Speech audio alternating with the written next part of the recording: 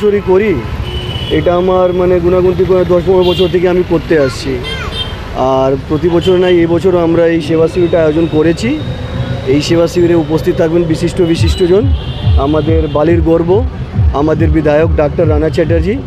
আর আধ ঘন্টার মধ্যে আমাদের শিবিরে এসে উপস্থিত থাকবেন আর নিজে হাতেও তারকেশ্বর ধাম যারা পুণ্যার্থীরা যাবেন তাদেরকে নিজের হাতে কোল্ড ড্রিঙ্কস আছে, আপনারা দেখতে পাচ্ছেন ফ্রুটি আছে, জল আছে, ডিস্ট্রিবিউট করবেন। প্রতি বছর আমরা করি এটা প্রতি বছরই আমাদের সেবা হয়। আপনার নাম? আমার নাম রাজীব সিং।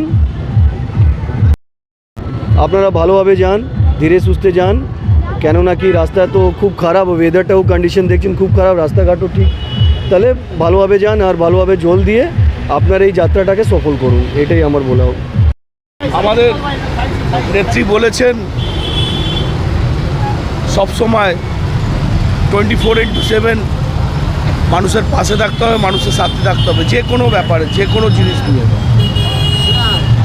রাজনীতি অরাজনৈতিকভাবে যখন মানুষ রাস্তায়, মানুষের সাথে আমাদেরকেও রাস্তায় থাকতে হবে, আমাদের নেত্রীর নির্দেশ।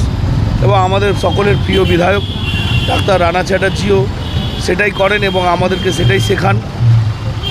সবসময় মানুষের সাথে থাকতে হবে, মানুষের পাশে থাকতে হবে, মানুষের যে কোনো সুবিধা অসুবিধা তাদের সাথে থাকতে হবে।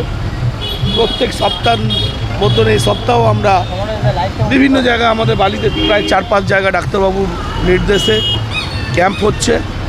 প্রত্যেকটা ক্যাম্পে আমরা ঘুরে ঘুরে যাব। আজকের এই ক্যাম্পে রাজীব ভাই করেছে, আগেও ক্যাম্প আছে, ওদিকেও ক্যাম্প আছে, বালি যেদিকে প্রায় আজকে 4-5টা ক্যাম্প হচ্ছে ডাক্তার রানা চ্যাটার্জির নির্দেশে। আমরা প্রত্যেক ক্যাম্পে সেখানে যাব এবং আমাদের যারা আসছে পুণ্যার্থীরা এই পবিত্র শ্রাবণ মাসে বাবার মাথায় যারা জল ঢালতে যাচ্ছেন, প্রত্যেকের মনের মনোবাসনা বাবা পূর্ণ করুক, আমরা এটাই আশা করব, প্রার্থনা করব। এবং সারা জগৎকে ভালো রাখুক, বাংলাকে ভালো রাখুক, আমার নেত্রী মমতা বন্দ্যোপাধ্যায়কে ভালো রাখুক।